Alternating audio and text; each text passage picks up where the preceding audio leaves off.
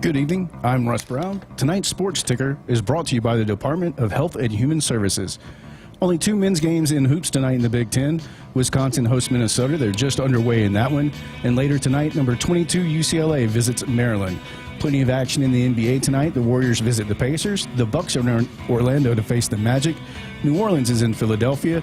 The Kings visit the Celtics. The Thunder are at the Knicks. The Wizards visit the Bulls. And in the nightcap, it's Brooklyn at Denver. The Huskers announced today that softball will host Fan Day on February 1st from noon until 2 o'clock at the Hawks Championship Center.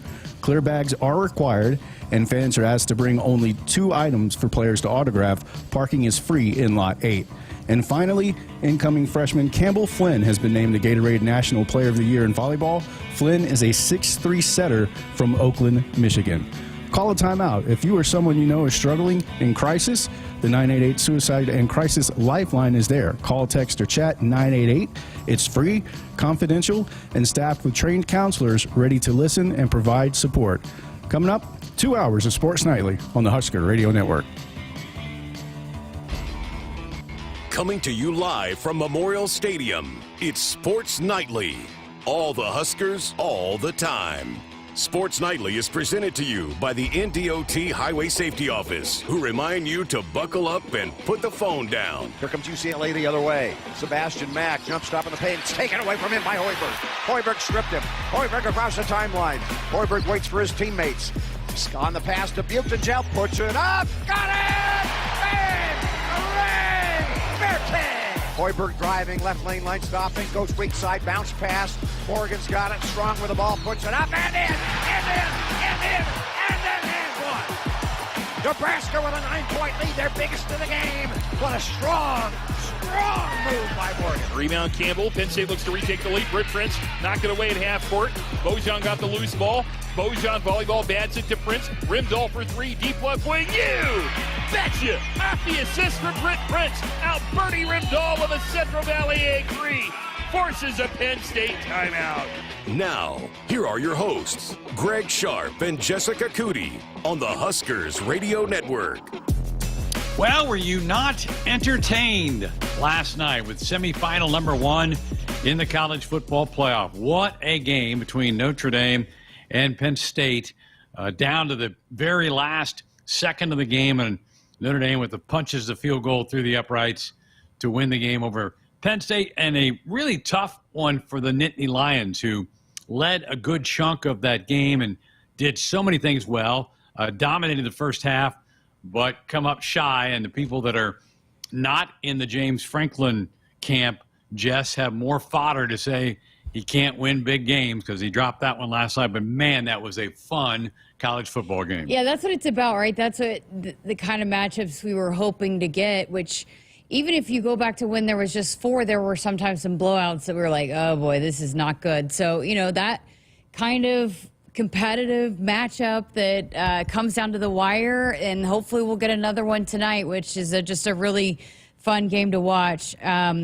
Unfortunately, I am no longer able to win the picks since Penn State did not win, so I am all in. I hope I'm not cheering for the Texas tonight. So I'm full in on Ohio State. We got to have at least one representative from the Big Ten in there. You and I both picked Penn State. We were wrong, but for a good chunk of that night, we looked right. I thought Penn State played a really good football game. Now, Drew Aller made the mistake late, the pick. You cannot throw that ball late inside the last 40 seconds of the game. To me, I don't know how aggressive I am there. He did not look like a real confident quarterback at that point in time in the game. I think you probably play for overtime at that point in time if you're Penn State. That young man has already announced he's coming back next year. I think he'll be better for that because of what he went through this year. He'll learn from that mistake, but that was a doozy, and he'll hear about it. He'll think about it. He'll dream about it, have nightmares about it all off season for Penn State. And, I love the way they played the game. I love their running backs. They don't have good wideouts. That's a kind of a bugaboo for Penn State, but man, they did lay it on the line. And the Irish, maybe you said a little bit of the luck of the Irish last night. They got it done. Yeah, and I think it's a pretty Fun story, too, being that Brian Kelly left and was basically saying that they didn't have what it took there to provide the resources to win a national championship. And here Notre Dame is. You can't help but root for that kind of story. And but, yeah, I don't know why, because, you know, Drew Aller looked shook the series before where he threw the interception and it ended up getting overturned. Penn State's defense looked really, really solid most of that night, but I questioned the call of letting him throw it again because he didn't look super confident, and he just looked, they kept showing him on the sideline, just looked sick and just so devastated. So you hate that, like you said, as a competitor, he will stay up many, many nights. It will probably haunt him. Honestly, I can tell you this, you might recall Oklahoma was up big on Georgia in the college football playoff in the Rose Bowl. Yeah.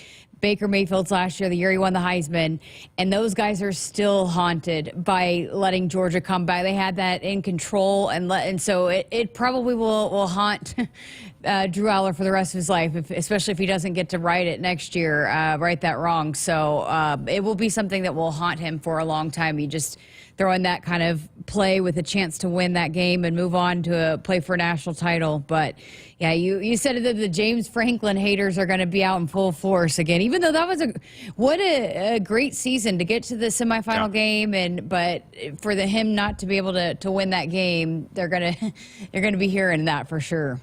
He will, and they'll say, well, great, you beat SMU and Boise to get to the semifinals. You had the path to do it, and he did. So he beat the teams he was supposed to, couldn't beat a team that's kind of on equal footing in Notre Dame, and that, again, is the knock on James Franklin.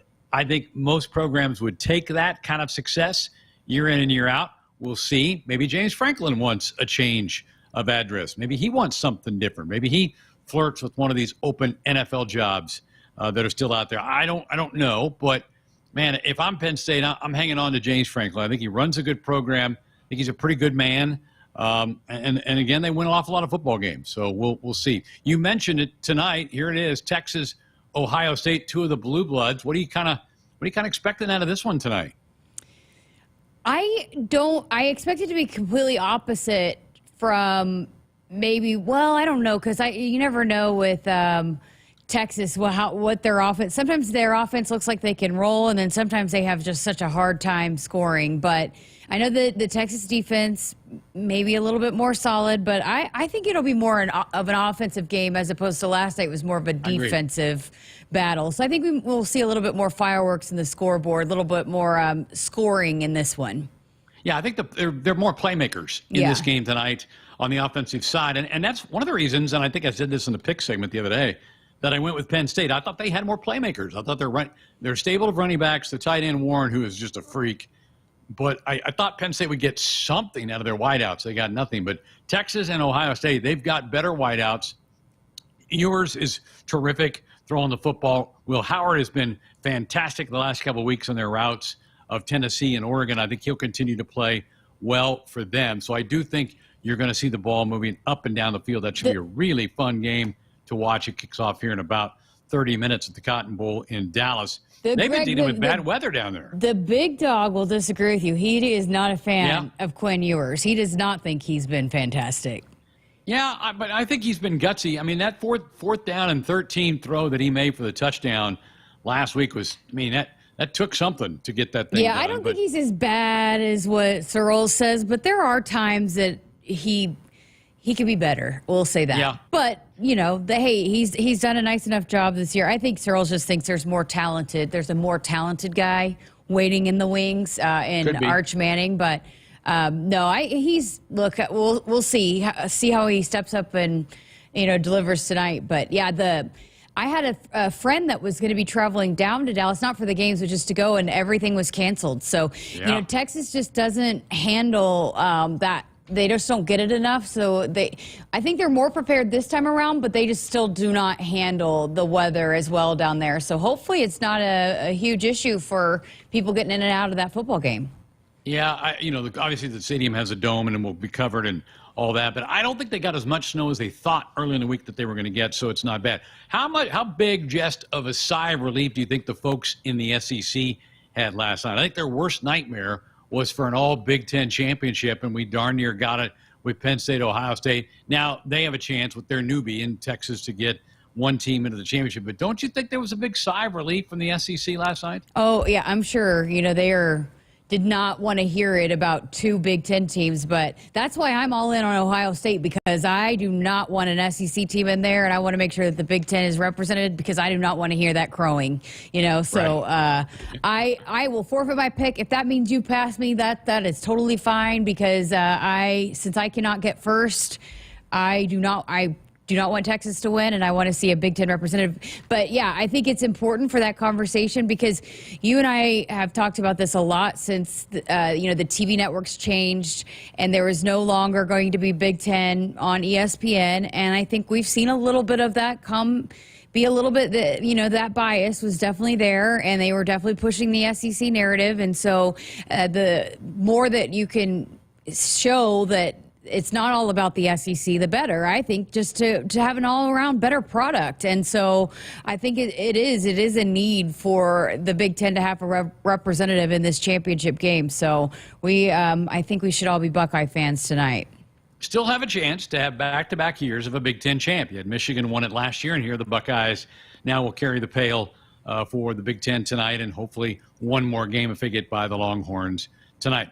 Folks, we ran a best-of game last night because we had our company Christmas party, so thank you for letting us all kind of enjoy our staff last night. We put this after the holiday season because we're so busy in December with volleyball making their run to the Final Four, and then obviously football getting ready for a bowl game and the signing day and all those things that went on. So thank you for allowing us to step aside for a night last night. So we have not had a chance, Jess, to talk about some news that popped from the football office since we were on the other night, and that is that Javen Wright is going to come back next year. And Buddha has been a young man that has battled so many injury situations, health situations. How popular do you think this will be in the locker room that Javen is going to come back for one more year? Yeah, he's really well liked. And also, Greg, I just think it's important to get that depth at inside linebacker. And he's a guy that he switched positions and, as you mentioned, had the health problems. So I think we really just started to see him settle in and playing some of his best football late in the season. And so,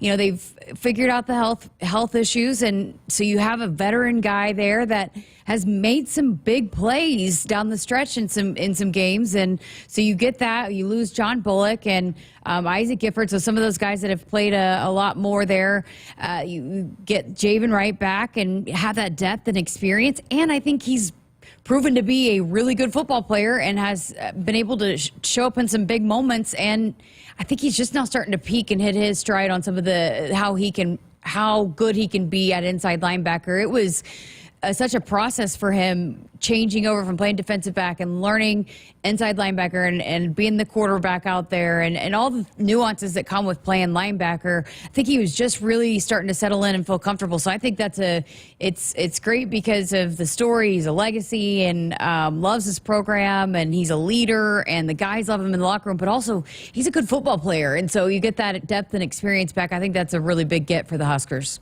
I do too, and he's been here a long time, but he's not played a lot of football because of the injuries and the health situations that he has found himself in during his time in Lincoln. So it's not like a guy that has played, 55, 60 games as a Husker, like some, the Ben Harts and some of those people, and Ty Robinson, some of those guys who played all those games all those years, just because his body has not allowed him to do that because of different ailments and injuries. So I think it's great that he's coming back, and you make a great point. It's a veteran guy that you can plug in there at a position where it's pretty important to have some experience because those guys are making the calls. Those guys are in the middle of that whole thing, and the way they see the game has to be handled well. So I was excited when I heard the Javen news that came out just a couple of days ago. Yeah, and he's just such a good guy. So, I'm just glad that he's sticking around. And I think it's also important, too, with a little bit of a changeover and the downsizing of the roster, and some of those guys that, like the Ty Robinsons and the Isaac Gifford, John Bullock, those guys that came in and wanted to help kind of set the tone and change this culture. And you've got a lot of young guys that were a part of last season, but they're young, a lot of freshmen. They're now just going to be sophomores. So you have more of a older guy that's been through the battles, been through the struggles, that kind of understands, that can help continue to make sure that everything that Coach Rule wants to implement here, that he's been through it, he understands it, and he can help establish that and just be one of those leaders that you're losing quite a bit of, especially on the defensive side of the ball. Even though you do get a lot of those guys back that are very, very talented, to have one of those, leaders that have been through it, I think is really great too, that can continue on what was established last year with those guys that are leaving. And one thing that we're kind of getting an early feel for, and that's new defensive coordinator John Butler, looks like he wants taller guys. You look at some of the portal additions in the defensive backfield, a lot of them are 6'2", 6'3". Well, Javen's a big, tall guy. So I think for Coach Butler, he likes length. I think it's kind of something that's really high on his checklist. Well, Javen checks that and then some, because he is a bigger, taller, a little bit leaner guy. But I think that maybe fits the style that Coach Butler wants his defense, the back end of that defense, to look like. So, obviously he's got a big handle now on some of the personnel decisions now that he is the defensive coordinator for Nebraska. Yeah, and he's obviously one of those guys too, as you mentioned, with the size and length. Sometimes that can be a mismatch problem, but he's covered.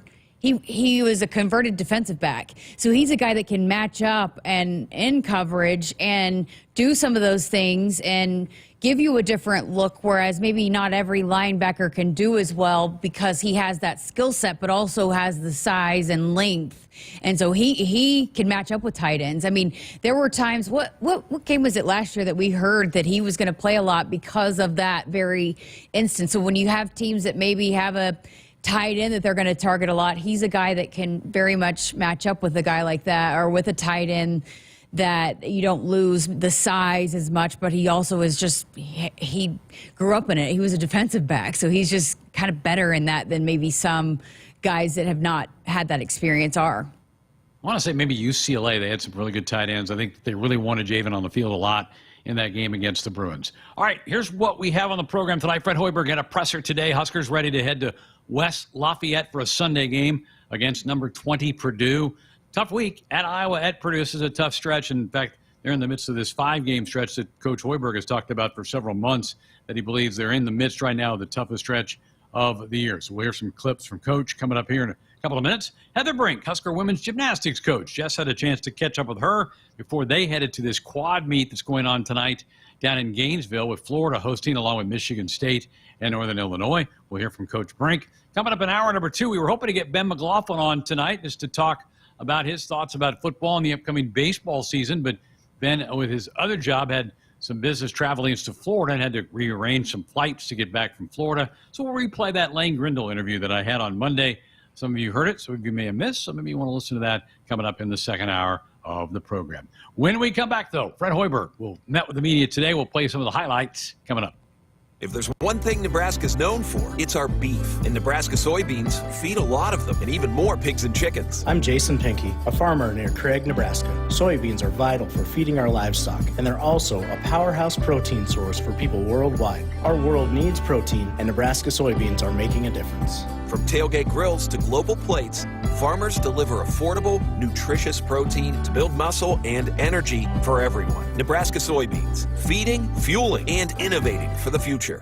Attention, Husker Nation. Are you ready to power up your game? Sap Brothers high-quality off-road red diesel is the fuel that powers your equipment. As official sponsors of the Huskers, we're here with a winning offer with the Sap Brothers Go Big Red Fuel Giveaway. Contract your upcoming fuel needs by February 1st and enter to win 1,000 free gallons of our off-road red diesel to keep your engine roaring and equipment running strong. Sap Brothers fuels Husker Nation. Visit sapbros.net/fuel giveaway for more info. Hit us up on the text line. Text 402-413-2400 with your Husker thoughts. In the heartland, where ambition thrives, there are those who are made and those who are made for more. Just like the Huskers on game day, Kloss, a leading producer of ag equipment, unleashes the power of ambition in the field. Discover why our cutting-edge machinery and unwavering support aren't just a promise, they're a commitment to your success. Because at Kloss, we know you are made for more. Visit your Kloss dealer or CLAAS.com. You expect your home to protect everything you love, but you don't expect the ways water is breaking down your basement and damaging your home. mold, cracks, and of course visible water are just a few signs your basement is compromised. But there's one way to get answers to all your concerns. A free home inspection from Groundworks. We put water back in its place. Get your free inspection at groundworks.com. License number C142293. When you're in the stands and have the ability to control your irrigation in the field, it's a game-changing moment. Valley is where farming meets end zone efficiency. With AgSense remote irrigation technology, farmers become the MVPs of their fields. Experience real-time, play-by-play action and control that keeps you ahead. Score big with irrigation technology from Valley. It's technology that improves your life and lets you be at the game and in the game. Find your local Valley dealer at valleyirrigation.com. I would have never had the chance to see my daughter become a doctor. Because my mom wore her seatbelt that day, I get to hug her when I go home. And then it clicked.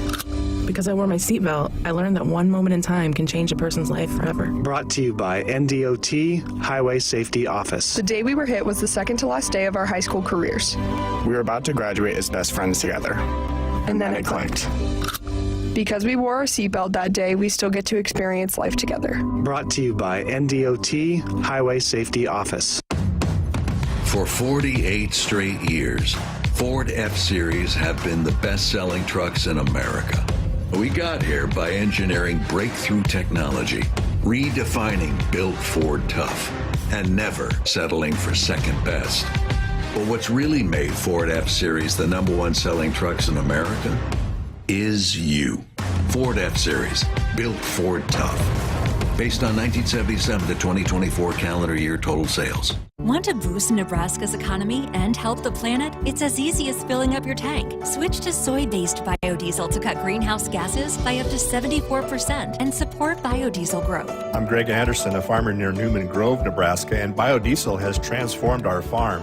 It cuts emissions, raises the cetane number, and improves fuel lubricity. So ask for biodiesel where you fill up. It benefits our air, economy, and Nebraska soybean farmers. Nebraska soybeans, feeding, fueling, and innovating for the future. Our Huskers Radio Network Broadcast Center, sponsored by Akrs. They are the Midwest's premier John Deere dealer, supplying the equipment and service to advance agriculture and much more. Akrs, solutions for every field. Greg Sharpe, Jessica Coody back with you on a Friday night. Nothing tomorrow on the network. So weird to be in January and nothing. No basketball for either the men and women. They both play on Sunday, and they both play on the road. We'll talk about the men first. We'll get to the women here in just a second. But by the way, Greg, there's so many double headers this year. Yeah. I feel like more than normal. I don't like that. Do you? No, I don't. And because I don't like when it overlaps. I want to be able to watch one at a time. And I'm not a huge fan. So. And I don't like the fact that they're both gone this weekend. Give one here. Yeah. I mean, alternated. Have somebody at home every weekend.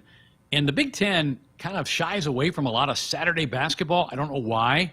They load up on Sunday. So to me, college basketball on Saturdays that's what it should be. But nobody asked me. They didn't ask me. So. Me either. Well, the men have a tough one. Number 20, Purdue, at maybe the hardest place to play in the league in Mackey Arena. We talked about this a couple nights ago about how Juwan Gary, his offensive game is struggling a bit. He's not making a lot of his shots, still playing really hard, rebounding, playing great defense, all those other things that he is getting done. Coach Hoiberg was asked about Juwan and trying to get him back on beam as he needs to try to slow down a bit on the offensive end. Yeah, you hit it on the head. I mean, he was rushing in the paint, and when he slows down, plays off 2 feet, he's pretty effective down there. And listen, he can finish some of those. I mean, he's got an unorthodox game in the paint where he can finish off the wrong foot. But when it's not going in, yes, 100% needed to slow down and go finish some of those, or when they come in there and swarm and bring help to be able to kick it out to a shooter. But we got 40 attempts at the rim. We missed 18 of them. And, you make 5 more of those, you make a couple free throws, we're not feeling as bad as we are or were after that game. So you got to learn from it. You got to put it behind you. If you let it linger, the game's going to get out of hand in a hurry on Sunday. But our guys have bounced back, as I'm confident that they would. Got to make sure the coach bounces back as well. That was a tough one. I love how you said that. Yeah, I mean, Juwan, we've seen it. He's capable of doing it, but maybe just getting a little too sped up. And Coach also talked about how some of the misses close to the rim, for the first time this season led to them breaking down defensively on the other end, which they have been pretty good at all season long, is locking down defensively despite the misses. And I'm sure, Juwan's arguably, well, he's the best. We've heard him say he's the best defender that Nebraska has. And so I got to imagine maybe even though he is a defensive guy, if he's missing some of those that he wants so badly to make and typically does make, maybe it frustrates him too, getting back on the other end, which has led to the Iowa coming back into it. I don't know. I mean, he didn't say that, but he's the guy that you do rely on to lock down defensively. And but you could tell he's a little bit frustrated the other night too, that things just were not going his way. You watch him and he's kind of going 100 miles an hour, and then you compare it to Bryce, who seems to be kind of gliding, easing his way in. And Bryce certainly is a better finisher and a better scorer overall than Juwan. But it's different. If you kind of watch one for a couple of possessions and then the other, I'm not saying one way is better than the other, but their tempo, their pace, they're certainly different. And, man, Bryce is just playing at such a high level right now for Nebraska. And everybody in the league is picking up on that. There a lot of people talking about Bryce being a first-team all-conference player. Yeah, and with that, I think he should get some calls go his way, Yes. Actually, there's this thing with referees and officials, and it's been since I've been playing basketball. My dad's an official, my brother's an official. It exists that the best players on the court get some benefit of the doubt. And Bryce did not get that the other night. And I think the head coach was a little bit frustrated about that as well. That he should start getting some of those calls. He was they were pretty rough with him the other night. So but you're right though, it's just click for him. He can score at will, and it's like he now knows that, and so he is able to do things that he's just such a tough matchup. But there's no doubt he's making a case for himself to certainly be on the first team All Big Ten. But I think if he keeps playing the way he's playing and Huskers keep winning these games, he could even maybe be in the conversation for Conference Player of the Year. Well, okay. We'll keep an eye on that as we get deeper into January and February. The coach kind of alluded to this at the end of that clip we played about Juwan. That was a tough one the other night at Iowa, where you kind of up 15 in the second half, not able to hang on, lose in overtime. The coach was asked if he thinks the team is ready to bounce back on Sunday after that heartbreaker to Iowa. Yeah, our guys they're great kids. They work hard. They're very attentive in the film sessions. Things we needed to work on, they've been great. And, the biggest thing with this game, Purdue, if they have 35 possessions in the first half, they're going to run 30 different sets. So it's not a game you can go through every play. There's been teams we've played against where they have their 8 things they run. They're really good at it. Purdue's going to run something different pretty much every time down the floor. Now, the constant is it's going to be in Braden Smith's hands. We have to do the best job we can at trying to protect the pocket. He's one of the best I've ever seen at getting that thing in the teeth of your defense. You have to contest shots knowing they're going to hit some tough ones, and you can't get deflated. If you drop your head, if you pout, it's they smell blood. It's going to get real ugly. So just got to go in there and fly around, do the best we can, play with great effort. And like I said, this is a 40-minute game. You can't take a 5-minute stretch where you put your head down, you feel sorry for yourself, because they're as good as anybody at taking advantage in those situations. So just go out there, fly around, no pressure, try to go out some fun and give ourselves a chance. Greg, I thought it was fascinating. He talked about this in the press conference, but then he also brought it up, and we were talking about it when we recorded the TV show today. This is a really tough stretch, and the toughest stretch that on paper and the metrics that the Huskers will go through this season. And this is another one of those games that just a tough one that's in this stretch. And so got to see how they respond. And, came off the win over UCLA, and Coach talked about that today too, is, after they beat Purdue last year and then they didn't play as well, they came off that emotional win, didn't play as well the next time. They've got to start learning how to manage that. And so now here's tough loss. They lose in overtime, their first overtime game of the season. Learn a lot from it, get better from it, close this chapter. How do you respond from that loss? Now it's a different kind of response here, and not an easy task to do it at Purdue, but You can. This is going to be a tough one, but hey, you never know they beat them last year at home, so they did. And this isn't as good a Purdue team. Let's not mince words. That was a top 5 team last year with Zach Edey in the middle, the big 7-foot guy, and they do have a big 7-footer, but he's nowhere close to as good as Edey. Not that Purdue has fallen off a cliff, but they've dropped from a top 5 to a top 20 type team. Great home court advantage. You talked about the team knows they're in the midst of this really tough stretch of the season, and so this one, and here's the coach talking about how mentally this is going to test this team right now mentally. Yeah, it's going to be incredibly important to stay mentally tough this entire game, and this is the loudest arena that we're going to play in all year, and it's going to be start to finish. There's no lulls in Mackey. It's one of the true great environments in college basketball. It's important those early games get off to a good start. If you allow them to jump out and get confident, they're really hard to shut off, and they're clicking on all cylinders right now. They're playing as good as anybody in the country at this time on both ends of the floor. So got to play with poise. Need to do a better job of that, especially down the stretch, and hopefully give ourselves a chance. Greg, have you ever been to Mackey? Not for a game. I've walked inside of it and seen it, but I've not been there for a game.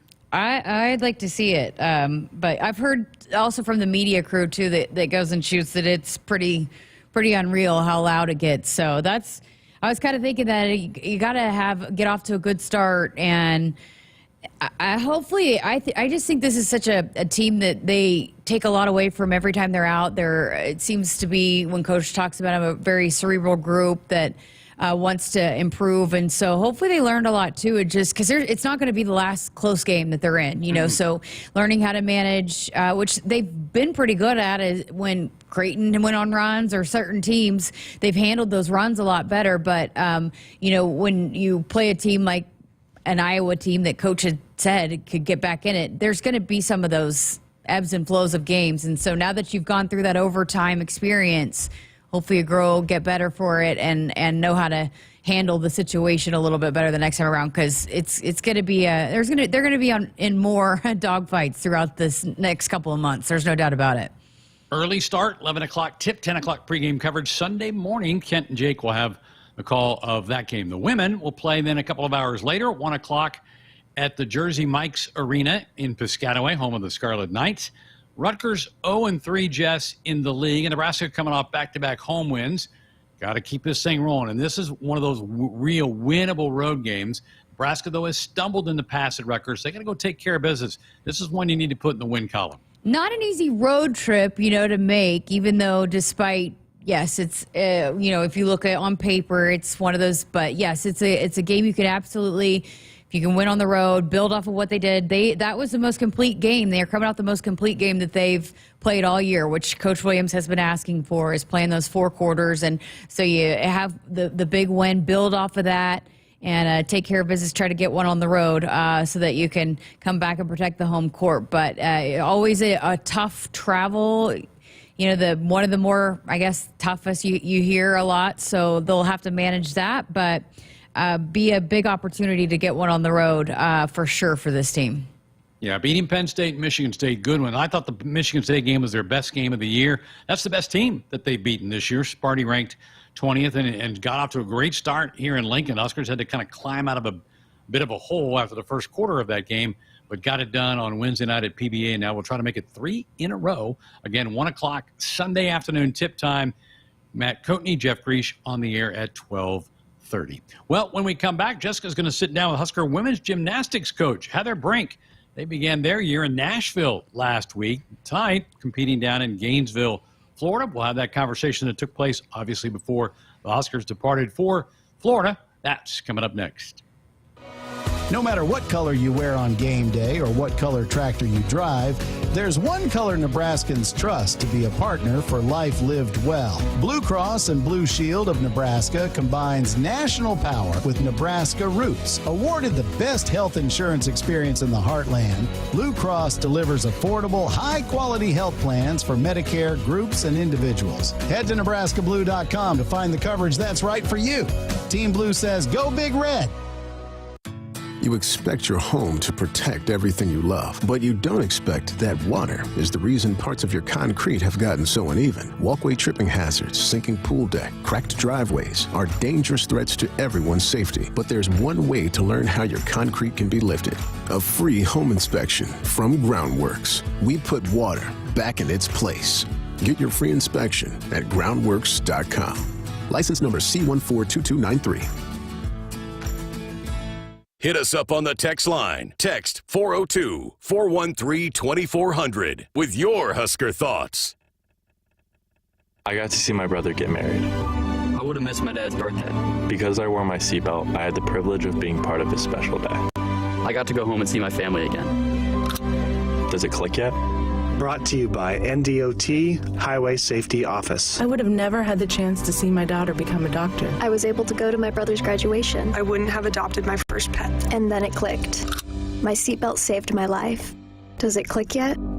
Brought to you by NDOT Highway Safety Office. For farmers, sustainability is a way of life. 97% of farms are family-owned, and 95% are participating in conservation programs and using sustainable practices. I'm Ann Meese, a farmer near Elgin, Nebraska. I grew up on this land, and we're dedicated to being good stewards and leaving it better for the next generation. Since 1980, U.S. soybean farmers have boosted production by 130%, all while lowering emissions and improving land and water use. Nebraska soybeans, feeding, fueling, and innovating for the future. You may have heard about Monolith, how right here in Nebraska, we're producing low-emission carbon black for tires across North America. How we'll soon be providing farmers with locally made fertilizer to reduce our reliance on foreign imports. How we're investing hundreds of millions in multiple Nebraska facilities. You might have heard Monolith is changing the world. We're not. You are. Along with many other Nebraskans in high-paying jobs that support families and communities. Monolith, Nebraska made. On game day, every play counts. Now imagine having the same level of control in your field. Valley is where farming meets end zone efficiency. With AgSense remote irrigation technology, farmers become the MVPs of their fields. Real-time, play-by-play control means you're always ahead of the game. Score big with simplified irrigation technology from Valley, improving your life both on and off the field. Find your local Valley dealer at valleyirrigation.com. Nebraskans are choosing chiropractic for better health. Why chiropractic? Because it's safe, drug-free, and a cost-effective treatment option for back and joint pain. Plus, all generations can benefit from natural chiropractic care. Choose chiropractic first for pain relief or to improve your mobility, athletic performance, or overall wellness. Make chiropractic your first choice for better health and find a chiropractic physician near you at nebraska-chiropractic.org. Get your life back with chiropractic. From family road trips in a spacious SUV to heavy-duty hauling in a powerful truck, Woodhouse has the vehicle to fit your lifestyle. Purchasing a vehicle has never been easier thanks to our streamlined buying process. Browse a huge selection of new or pre-owned vehicles from top brands. View transparent pricing so you can find the vehicle that fits in your budget. And complete your purchase online. Shop when you want, where you want. It's the Woodhouse difference. Get started today at woodhouse.com. Woodhouse has been a trusted partner in your everyday since 1975. Shop for your next vehicle with the home team at Woodhouse and the official auto dealer of Nebraska Athletics. I'm Jessica Coody, and it is getting busy around here with Nebraska Athletics, with sports kicking off their seasons, including Nebraska women's gymnastics. They had their opener over the last weekend, and so they are underway. And here to talk about the season preview of the team is head coach Heather Brink. Thank you for being here. Yeah, thank you. It's always good to see you and catch up, and excited for the season. Well, it's here, and you look at the roster, and you lost some names from last year, but you got a lot of people back, a lot of key pieces coming back. How has that helped you going into this season with so many key contributors coming back? Yeah, I mean, we're really excited. I think it's going to provide a lot of depth for us in particular spaces that we're going to need people to step up and fill some voids. The people that left last year, right, we're all competing. So there's definitely some opportunity for those people to do so. Some of them are not just freshmen either, right? Like there's a lot of opportunity for people that have kind of grown up under those wings and the legacy of those that have left. So I think they're, looking to kind of make their own mark in that space. And I think you'll see us kind of shuffling around some lineups and really trying to provide some key opportunities for people to, really get that experience, but also to kind of see how they respond to that experience or that opportunity as well. So you guys have a theme every year. Tell us about Team 50. Yeah, Team 50. So this is the 50th year or 50th anniversary of women's gymnastics at the University of Nebraska. And it's really just kind of taken on a meaning of legacy and tradition. And obviously I was an athlete or a gymnast here. And so I think it's really easy to kind of buy into that process. I think they're trying to figure out, Team 50, this is who we are. This is kind of the legacy we want to leave and the mark we want to leave and what makes us unique from 1 through 49, but also how do we embrace, the path that those people before us have really kind of, trailblazed for us and providing us whether resources or facilities or just the legacy that they've left and kind of living up to that, taking pride in it and, really buying into that tradition of Nebraska. So you guys entered the season a top 25 ranked team, and then coming off the NCAA regional appearance a year ago, how with so many people coming back and those expectations, how does that kind of change for some of these and some of those key contributors that are going into this for their final season? Yeah, I mean, I think we were able to see last year, like they could taste it, right? We were so close to kind of qualifying on to that next level of the NCAA tournament and really kind of reaching that pinnacle of what, would be their max potential. So I think kind of coming off of that and having those returners be a part of this process has already provided kind of that immediate buy-in and confidence into this is our time. Like we can do this. We were so close. It's just going to be, little tweaks here and there and really kind of buying into the process and that entire preseason has been a lot of fun, but I think they're just really embracing what it means to be Team 50 and how do we get across that line? How do we get across the finish line? And we're going to do it together. So it's been really good having those returners because they've kind of spearheaded some of that space within building that culture and that cohesiveness that they really have taken pride in. You got a huge senior class this year. I know. A lot of names we've heard and seen for 4 years now here at Nebraska. But obviously, Emma Spence, a name that has competed with Team Canada. We've heard her name a lot. But what's the challenge for her going into her final season? And she's had so much growth mentally, physically, all of the above. How is she approaching her final season as a Husker? Well, this is her first season to really just focus on NCAA. She's not doing the whole elite thing. She's kind of, embracing this process of I just want to go out and really just enjoy this entire season, not be focused or stressed about what comes next. So, I mean, we're really excited for her to be able to just kind of go out on a high note. Hopefully the stress level's a little bit lower, right? Not having to do 2 different seasons. And I think Emma really has grown into who she is. I think she's confident with who she is. I think she's confident in what she brings to the table. And I just really want her to enjoy it. At the end of the day, when you walk out of the gym for the last time, what's going to leave no regrets in your mind and just be satisfied with what you have. I think she's got some individual goals, but I think she's really hungry to kind of take the reins and kind of lead this team to get across that finish line. Oh, that's great. Sophia McLaughlin is another senior for you. She transferred in, but her role has continued to grow, and she was the Big Ten gymnast to watch going into the season in the all-around. What has she done to solidify her spot competing in all 4 events? This is her 5th year, right? So she got that opportunity of the COVID year, and I think for her that meaning is being able to do kind of the same thing I talked about with Emma, but leave with no regrets to whatever that is for Sophia. For Sophia, I think that's embracing each moment, kind of being the best leader, best team player that she can possibly be. And she's really embraced that role in kind of our preseason. So I've seen some things with Sophia rise to the top, and it's just keeping her focused on that space. She's a very driven, very competitive person. And so kind of when we need that space from her, she gets to play that a little bit more of that leader role, where Emma Spence is a little bit more of the quiet leader, right?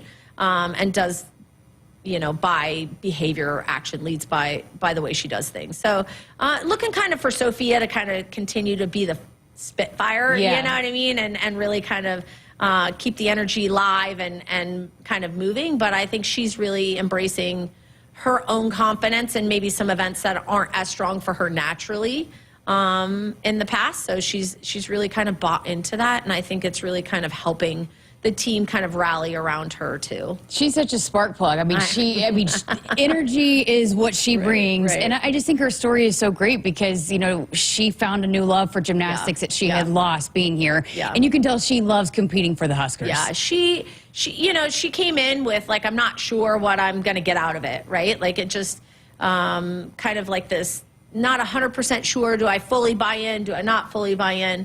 And as she's kind of gotten deeper connections and kind of continued to build that trust is really important for her. Built that trust with both her team and her staff. She really kind of considers that to be this is what makes it worthwhile, right? Like we're gonna like all embrace this hard work, this hard competition season, and we're gonna push forward and we're gonna do it. And if anybody else on that team, you know, she is the one that is leading us out going like, we can do this. We have got this.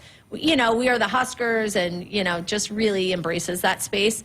As an alumni, that, you know, just really makes my heart happy. Yeah. Like, right? Like you want them to love who they compete for. And she definitely brings that piece to the competition floor for sure.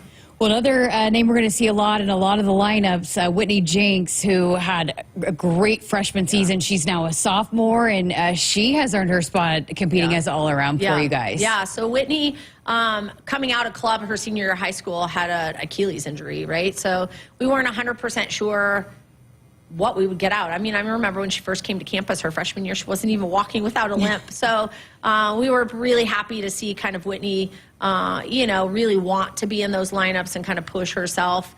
And I think, you know, this year in this off season, she's really wanted to continue to not just stay status quo, right? I want to continue to find ways that I can contribute to this team and really finding her mark. And hopefully, you know, this will be her year to do that. She's really strong on all four events, very even kill athlete, like doesn't really get high emotions, doesn't really get low emotions, and just really is good at kind of managing that pressure. So I think you'll see us maybe moving some people around and adjusting the lineups, but I think Whitney's got that like kind of ice in her veins kind of competition vibe.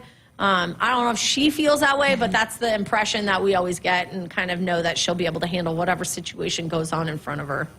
I think people might be interested to hear, how do you go about, you know, figuring out the lineups, building them, and then when to insert people? And because you obviously have three that are going to be competing in all around probably most nights or a majority of the time. So how do you build that around those Yeah, I mean, athletes? I think we try to, I mean, we go 6 up, 5 count, right? Mm-hmm. So you get one quote unquote mulligan that we get to throw that score away. So the reality is ideally you'd put it in and you'd like just kind of continue to build scores, but not everybody can handle waiting till 6th place. Not everybody can handle going first, right? Not everybody can handle if somebody falls in front of me, how am I going to manage my nerves now that I have to perform even more expectations, perform up to more of those expectations, and being able to deliver the routine. So I mean, it's a lot of playing around. It's a lot of like, where can we best help this athlete within that lineup? Each week we're trying to put in the best 6 people that we have at that opportunity. You got to hit the routine first, right? So it starts with that. And then who's going to rise to the level, right? Who's going to perform and kind of rise to the level under that pressure and be able to deliver. So you're starting with who can maybe your first person might be most consistent person. Second person, you know, who's going to kind of build off of that. And eventually you want that last person to be the person that can handle whatever the pressure is that comes at them at the end of it. So it's not always just because you're first, you're like the 6th best. It's who can handle those positions at that moment. And every event is a little bit different. Yeah. You know, beam is the one that you got to calm your nerves the most. For me as an athlete, like I wanted to get up and get off the beam and be done with it, right? And some people like thrive, like Sophia thrives under that pressure and loves being at the end of it. So every individual is a little bit different, but you take those 6 best kids on that week and then you kind of try to tailor the lineup situation for that space. So even though those three people might be consistent in the lineup, they might consistently be at spot 1. They might consistently be at spot 3. They might consistently be at spot 6. It just kind of depends who else kind of fills in that space, and how can we build that for them so that the judges, the scores are kind of escalating as the lineup continues to move forward. Fascinating. Great to see you back in the studio, and we'll look forward to you guys being back home Sunday, January 26th for the opener against Maryland. Yes, I appreciate, obviously, the opportunity of being in here. I hope to see you guys all out there, and go Big Red. Awesome. Huskers.com/tickets if you want more information on those upcoming meets and events. All right, we got to step aside for a break here on Sports Nightly. More to come coming up after this. Preparation is the key to success on game day. And like your favorite Huskers on the field, you need to be ready right from the opening kickoff. Cenex has your pregame routine covered. We've got your salty snacks, your sweet treats, ice-cold beverages to wash them down, and fresh tanks of propane to fire up the grill. Fuel your fandom at your local Cenex station. Husker Pride, powered locally. Hit us up on the text line. Text 402-413-2400 with your Husker thoughts. When you're in the stands and have the ability to control your irrigation in the field, it's a game-changing moment. Valley is where farming meets end zone efficiency. With AgSense remote irrigation technology, farmers become the MVPs of their fields.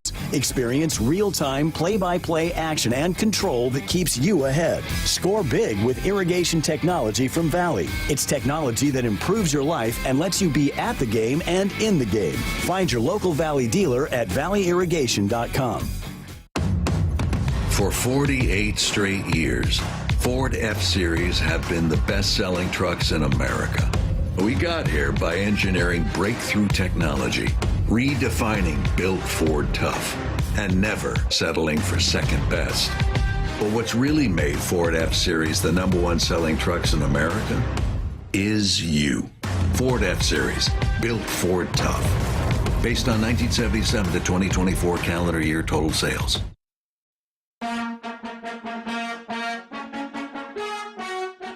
Woodhouse has been a trusted partner in your everyday since 1975. Shop for your next vehicle with the home team at Woodhouse, the official auto dealer of Nebraska Athletics. Update from Gainesville. The Huskers competing tonight. It's a quad meet. Florida's there, Northern Illinois, Michigan State. Huskers started on the beam and were second, just right behind nationally ranked Florida after one event. So we wish them good luck as they make their way through the rest of the night tonight. Also, Russ had this in the ticker that Nebraska volleyball incoming freshman Campbell Flynn has been named the Gatorade National Player of the Year. She is from Oakland, Michigan, which is kind of a suburb of Detroit, so near Ann Arbor, University of Michigan. She's a two-time Gatorade Player of the Year in that state, a terrific setter. So she will be a Cornhusker moving forward, and congratulations, Nate, National Player of the Year. Crazy stuff. Again, John Cook and staff continue to recruit at such a very, very high level. Well, they're underway at the Cotton Bowl in Arlington. No score. Texas had the ball first, drove it into Buckeye territory, but turned it over on downs. Buckeyes have it now. The winner gets Notre Dame in the national championship game a week from Monday. All right, coming up next hour, we were going to talk to Ben McLaughlin, but he had some flight issues, so we're going to replay our interview with Lane Grindle from earlier in the week, get his thoughts about Husker football. He called the last two games in my absence. We'll hear his thoughts about that and some Major League Baseball talk. We got to do that. It's one of the voices of the Milwaukee Brewers. That's coming up in hour number 2. Come on back. 2400 with your Husker thoughts. On game day, every play counts. Now imagine having the same level of control in your field. Valley is where farming meets end zone efficiency. With AgSense remote irrigation technology, farmers become the MVPs of their fields. Real-time, play-by-play control means you're always ahead of the game. Score big with simplified irrigation technology from Valley, improving your life both on and off the field. Find your local Valley dealer at valleyirrigation.com. Hey Huskers, it's a new day in Nebraska. Manzer Equipment, Mertz Farm Equipment, and West Point Implement of Columbus have teamed up as True Ag and Turf. Coach Rule is bringing innovation and high-performance standards to Husker football, and True Ag is doing the same to your farm with game-changing Fendt equipment. As Big Red establishes power on the field, True Ag and Turf does the same in the field by welcoming Fendt to Nebraska. Nebraska soybeans power everyday products, from Goodyear tires and Skechers shoes to soy-based turf and fire suppressants. These innovations replace petroleum and utilize other components of the soybean, leading to more sustainable products worldwide. I'm Doug Sadoff, a farmer near Trumbull, Nebraska. Thanks to cutting-edge research, soybeans are now in everything from tires to turf. It's amazing to see how these advancements are unlocking new potential for our crops. Soybeans are a win for every product and everyone. Nebraska soybeans, feeding, fueling, and innovating for the future. In the heartland, where ambition thrives, there are those who are made and those who are made for more. Just like the Huskers on game day, Kloss, a leading producer of ag equipment, unleashes the power of ambition in the field.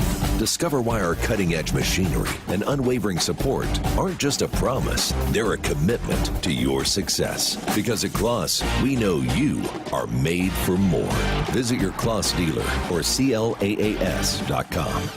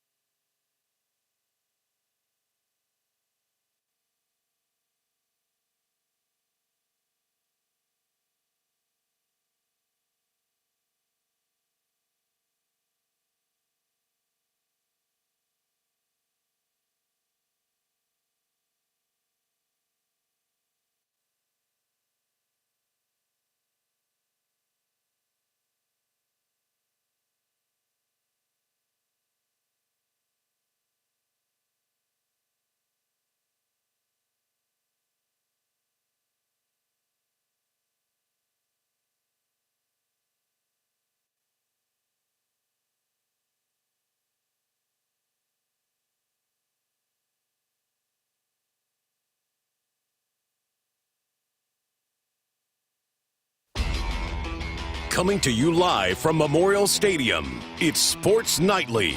All the Huskers, all the time.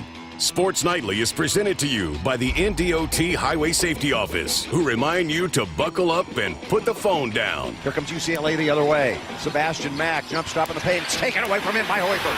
Hoiberg stripped him. Hoiberg across the timeline. Hoiberg waits for his teammates. On the pass to Butenzel, puts it up. Got it! Bang! Hooray! Merton! Hoiberg driving, left lane, line stopping, goes weak side, bounce pass. Morgan's got it, strong with the ball, puts it up and in, and one. Nebraska with a 9-point lead, their biggest of the game. What a strong move by Morgan. Rebound Campbell, Penn State looks to retake the lead. Britt Prince knocked it away at half court. Bojan got the loose ball. Bojan volleyball bats it to Prince. Rimdahl for three, deep left wing. You betcha! Off the assist from Britt Prince. Now Bernie Rimdahl with a Central Valley A3 forces a Penn State timeout. Now, here are your hosts, Greg Sharpe and Jessica Coody on the Huskers Radio Network. And boy, do we have a treat for you tonight. We're going to talk to one of the old hosts of Sports Nightly and the gentleman who filled in for me for the Iowa broadcast and the Pinstripe Bowl, and now with the Milwaukee Brewers, Lane Grindle, joining us from his home outside of Milwaukee. Thank you so much for giving us some time tonight. I have some time to give right now, so it was an easy decision. No, I'm thrilled to be here tonight and to be on the air with you, Sharpie. It's kind of like old times. Like we're in a baseball booth. Maybe we're at Allie P. Reynolds Stadium in Stillwater, Oklahoma together. We had a lot of great spots that we hit before you departed for the major leagues. Moving on down that, I want to just get your thoughts about Husker football. You got to see a handful of games as you were waiting in the wings in case I needed some help, and then got to call the last two. Your thoughts about the way the Huskers season went in year two for Matt Rhule.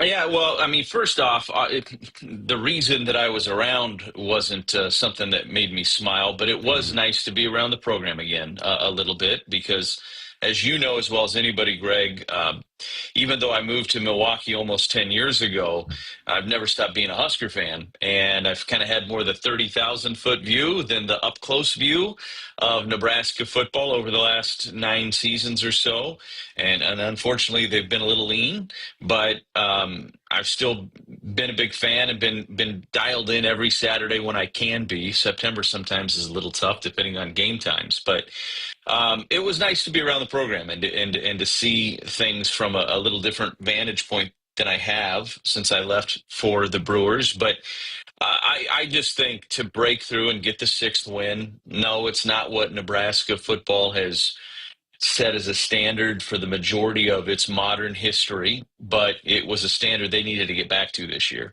So to get it, and to do it against Wisconsin, which is a team that's been a thorn in Nebraska's side, frankly, since they joined the Big Ten, I thought was also especially sweet for that program and for the fans.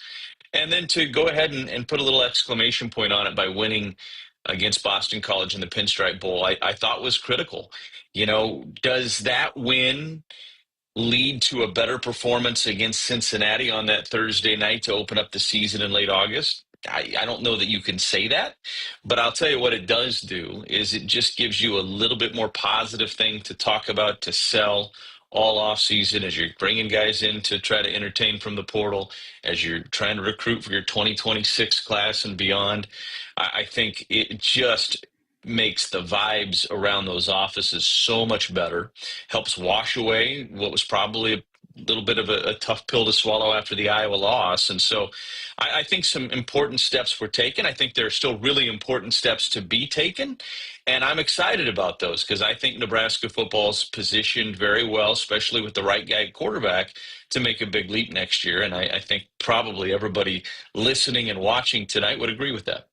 You mentioned the quarterback. Your thoughts about Dylan? I mean, it's not easy to come in as a true freshman, learn an offense, gain the respect of your peers, and go perform. What did you make of his first year?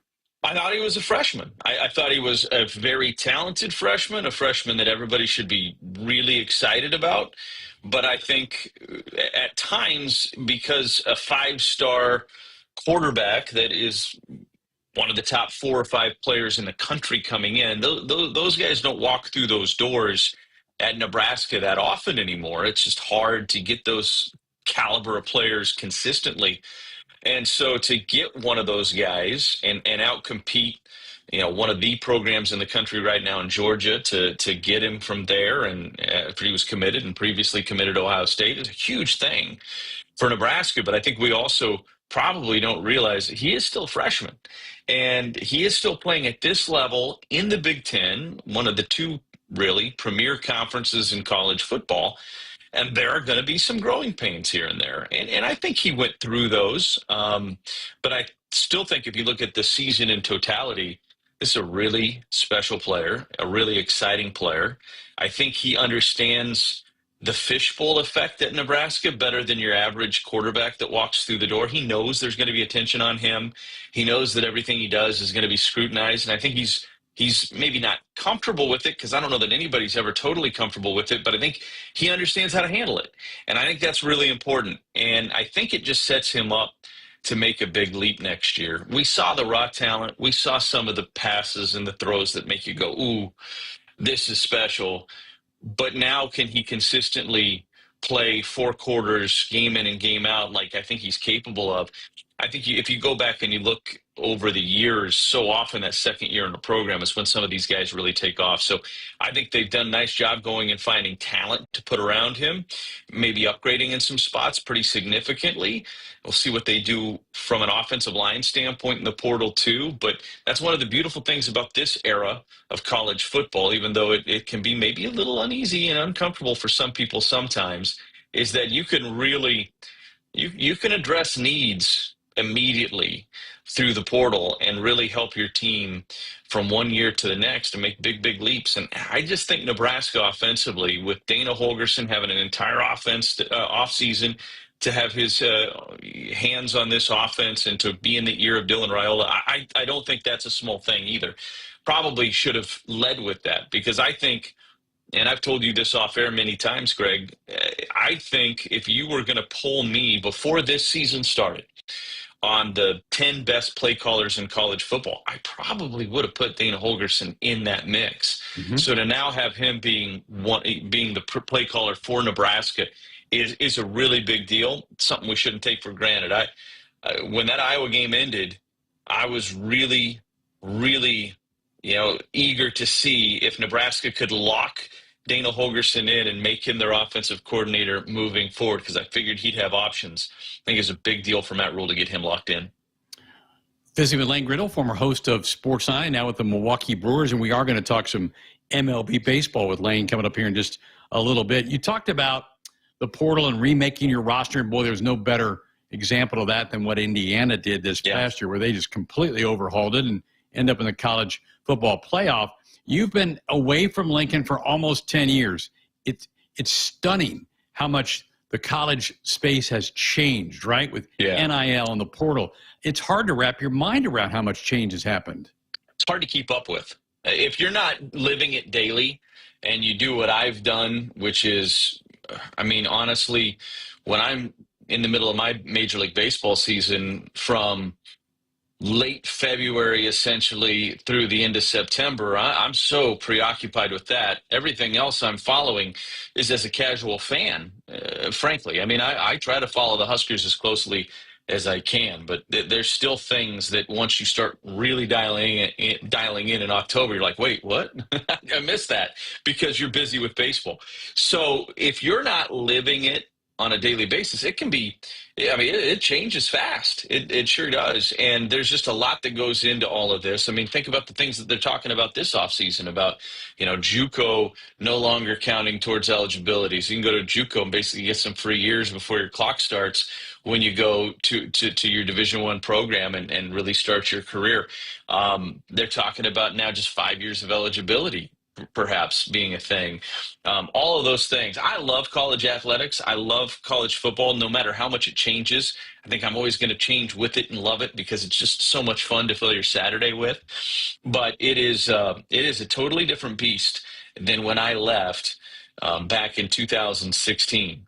Everything is very different. I think we saw some of it coming at that point, but I don't know if we knew exactly how it was going to look once it got here.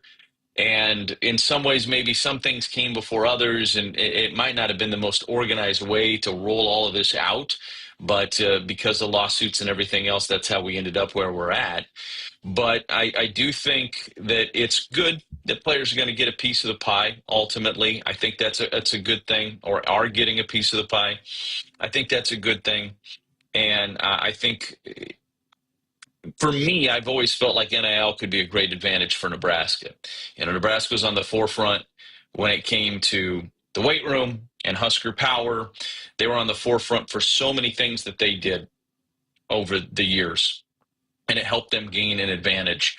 And I think NIL can be one of those advantages for Nebraska too. Maybe not in the same way that those things were for Nebraska back in the 70s and 80s specifically, but I think that Nebraska's fan base and the passion and their willingness to move mountains to try to help this program is a huge advantage for Nebraska. And as this thing continues to get ironed out, and now we got rev share as a part of this thing too, which is going to even the playing field a little bit. But I think the NIL piece can be an advantage for Nebraska, because I think they're always going to be willing, and they're always going to have the resources, because the people are eager to see Nebraska win, to compete with a lot of big schools for some of the big players that are out there kind of in free agency. You mentioned the 70s and 80s, and some people still pine for those days. But there was certainly tiers of where you live, what neighborhood you lived in college football. Now it's that those tiers have gotten cloudy. It's shrunk. Yeah. And there's a lot of people that think with NIL and the portal that parity is going to become even more of a bigger thing in college football. Do you buy that maybe now we're going to spread it out, that maybe 30 or 40 schools really have a shot of making the playoff every year? I think the playoff combined with this leads to that, right? To have the playoff expanded like it is, there's just more bites at the apple to go get. And it probably encourages some of these programs to be more aggressive in the portal and with NIL, because they realize, hey, maybe 3 or 4 guys here, we might be able to be that 10 seed or whatever it is and get ourselves into the playoff. And getting into that playoff's a big deal. It's a great thing to sell for those teams in the offseason. So I think there's some truth to that. Now, I think when you talk about tiers, to me, there's going to be one big tier, and then another tier that probably doesn't have a great chance to get themselves into that mix anymore, because it's just going to be hard to compete.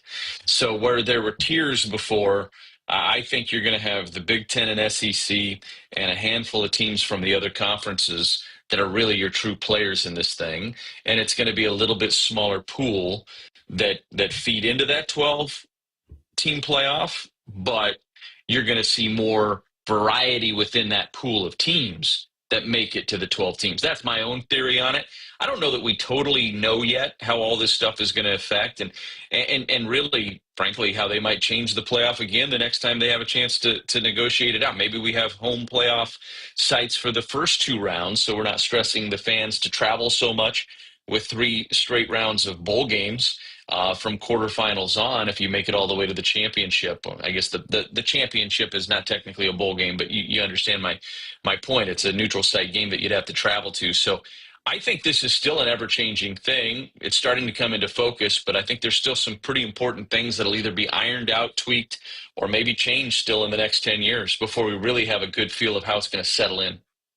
Got a text from Carter. Says, hey, Greg, please tell Lane he did a great job calling the game. So there you go. You got a fan out there.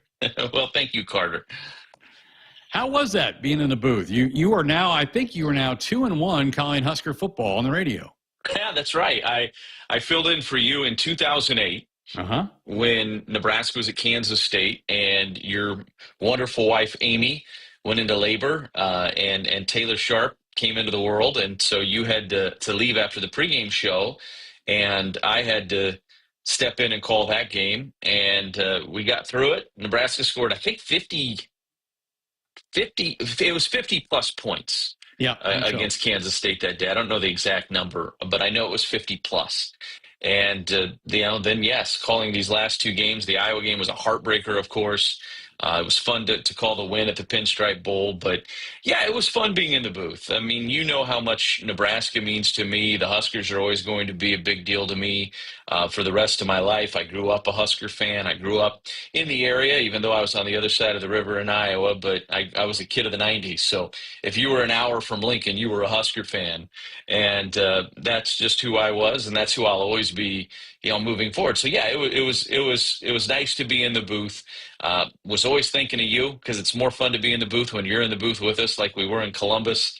That's the way it was supposed to be. And the dinner we had the night before was phenomenal. Had a blast with you in Columbus too. So it was just fun to be around and to be with the team a little bit this past year. And I was happy to be able to step in for you a couple of times and fill in. But it's such a great program. It's such a unique place, and the fans just never cease to amaze me. And I was at the Indiana game. You called that game, but I was there, and just to watch how many Husker fans traveled to that game. And, little Bloomington, Indiana, when I was leaving the stadium, and it's hard to get out of there. And there's Husker fans everywhere. And you think about, at that point, you're like, this is a program that hasn't been to a bowl game in 8 years. And this is still the passion. This is what this fan base does. They don't blink, even in tough times. And so to be able to narrate a few games was certainly an honor. You worked with Damon, and it helped, I think, that you had known Damon for a long time, correct? Yeah, Damon and I don't even know if Damon would remember this, but we hosted a really short, little 45-minute show one day in 2004 on an Omaha radio station in between College World Series games. That was when I met him for the first time. So I've technically known Damon for 20 years. And, over the years, and I covered Nebraska, of course, for 10 years. So our paths would cross a lot during that time as well. And we have a lot of mutual friends, as you can imagine. And so that made it really easy because I'm so familiar with Damon. I know how he likes to work for the most part. And I think he knew enough about me to kind of be able to feel me out through the first series or two and go, okay, this is how he's going to do it. We can work together just fine. And it was incredible how easy it was to work with him. And Ben McLaughlin being in the booth helped both of us too, because he's phenomenal, as you know, behind the scenes. He does so much stuff to kind of keep everything on the tracks. But working with Damon was really fun. It was fun to get a chance to be with him in the booth. And he's such a great football mind, as you know. He sees the game so well. He's so well prepared. He's a total professional in the booth. And there's nothing that I felt like I couldn't ask him or set him up with in the booth that he wouldn't be able to use a baseball, analogy, that he wouldn't be able to swing at and at least hit for a single, maybe hit it over the fence. And so that's awesome as a play-by-play guy, because you have this trust and this comfort in the person next to you that you can go anywhere you want to, and they're going to pick up whatever you put down. And that's what Damon is. So it was great to work with him. It was really fun to reconnect with him for those two games and spend a little bit of time with Damon, because he's a great football mind. And I'm excited for Caleb. I mean, for Caleb to be on the 2 deep for the bowl game, trending in the right direction at the end of your freshman year, I just think that's exciting, and I'm really looking forward to seeing what Caleb's going to be able to do for Nebraska in the future, and what a fun thing for Dad to be in the booth and be able to watch it all unfold. Absolutely. I'm tracking tonight the FCS championship game. North Dakota State at the half leads 21-3 on Montana State. You calling that Iowa game was not your first football game of the fall. No. You do some Missouri Valley football, which is a conference you know very well. You went to one of the conference schools, and I know you follow it pretty closely, and probably not surprised that the Bison are winning tonight. No, the Bison, it's just a great program. And no matter who's been the head coach, I mean, everybody understands, I think, and knows back in Lincoln that Craig Bull got that thing started. They've kind of fallen on some tough times.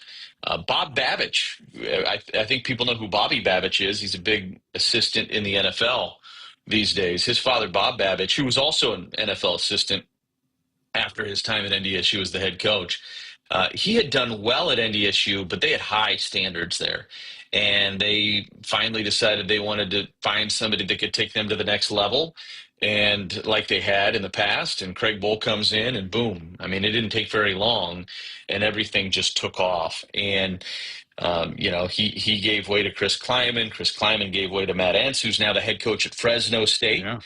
And they've just kept that whole thing rolling at NDSU. They had kind of taken, for their standard, a step back the last couple of years. That's kind of being, I think, a little overly critical, because their standard is you win the championship or it's a failure. It's a bad season. I mean, that's what they had established at NDSU. And SDSU and a guy that I have so much respect for in John Stiegelmeier kind of caught NDSU and found a way to put themselves in that same conversation and got the best of NDSU a couple of times through that whole thing. And Stig, of course, is now retired, and now SDSU has had to replace his replacement, and Dan Jackson's going to be the head coach at South Dakota State. But NDSU to get back to the championship, a big deal.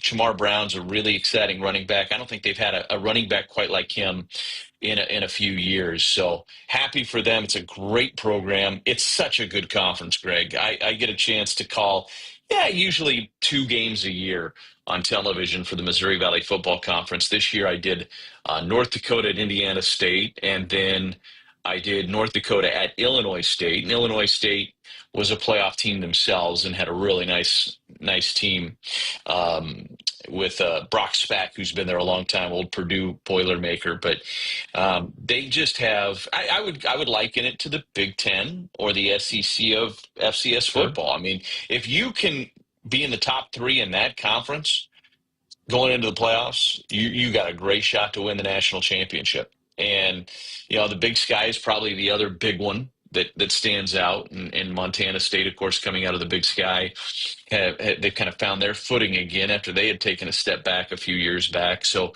fun matchup with those 2 teams. But, man, the Valley, I mean, they just, Youngstown State made the championship about 8 years ago with Bo Pelini.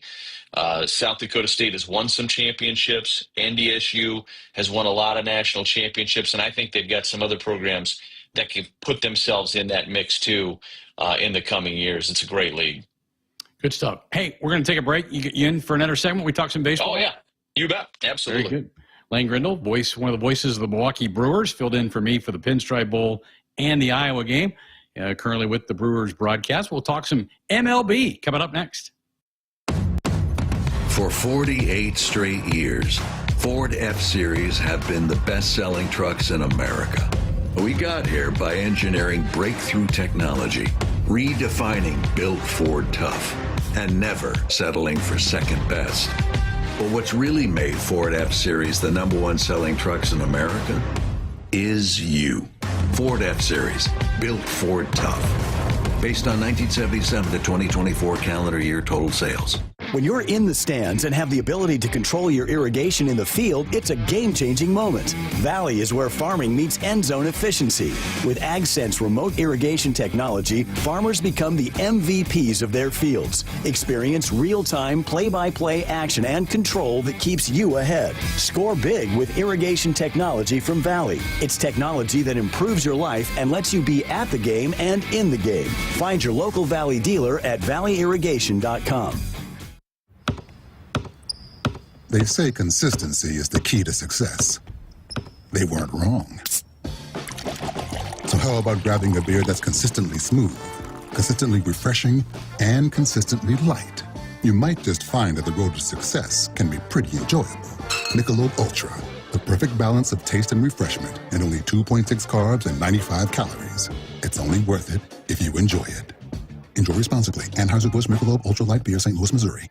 Hit us up on the text line. Text 402-413-2400 with your Husker thoughts. Nebraskans are choosing chiropractic for better health. Why chiropractic? Because it's safe, drug-free, and a cost-effective treatment option for back and joint pain. Plus, all generations can benefit from natural chiropractic care. Choose chiropractic first for pain relief or to improve your mobility, athletic performance, or overall wellness. Make chiropractic your first choice for better health and find a chiropractic physician near you at nebraska-chiropractic.org. Get your life back with chiropractic. If there's one thing Nebraska's known for, it's our beef. And Nebraska soybeans feed a lot of them, and even more pigs and chickens. I'm Jason Pinky, a farmer near Craig, Nebraska. Soybeans are vital for feeding our livestock, and they're also a powerhouse protein source for people worldwide. Our world needs protein, and Nebraska soybeans are making a difference. From tailgate grills to global plates, farmers deliver affordable, nutritious protein to build muscle and energy for everyone. Nebraska soybeans, feeding, fueling, and innovating for the future. Set, hike.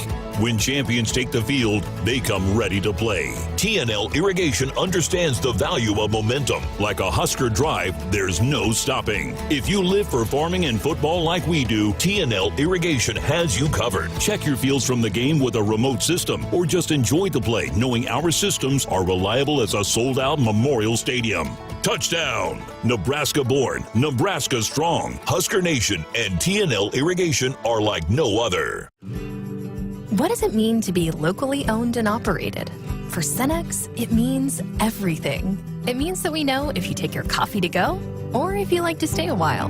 It means we've helped Little Leagues get jerseys and local festivals get funding. It means we know what our communities need. So you'll always leave Cenex with a full tank, full of snacks, or full of smiles. Or all of the above. And that means the world to us. Cenex, powered locally. Husker fans, it's game day, and Pizza Hut's got your perfect play. Score the game day special for just $29.99. Get 2 medium 3-topping pizzas, 8 boneless wings, and 5 breadsticks. Enough to feed 8 hungry fans. Pizza, wings, breadsticks, and more. It's the ultimate lineup to fuel your game day. Check out the full menu online at pizzahut.com or in store. Because remember, no one out-pizzas the Hut. For 48 straight years, Ford F-Series have been the best-selling trucks in America. We got here by engineering breakthrough technology, redefining built Ford tough, and never settling for second best. But what's really made Ford F-Series the #1 selling trucks in America is you. Ford F-Series, built Ford tough. Based on 1977 to 2024 calendar year total sales.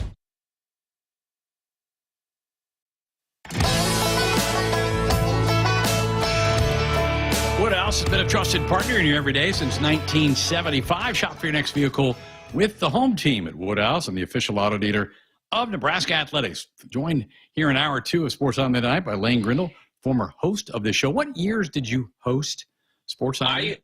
I hosted, so I was hired in December of 05. I started in January of 06. Okay. And I hosted until, I think my last day was like the same day that Nebraska was officially minted into the Big Ten Conference. So it was like summer of 2011. 2011 was when, yeah, the 2010 is when all the craziness went down, that was fun, covering all of that and following all the conference expansion and the musical chairs that was going on.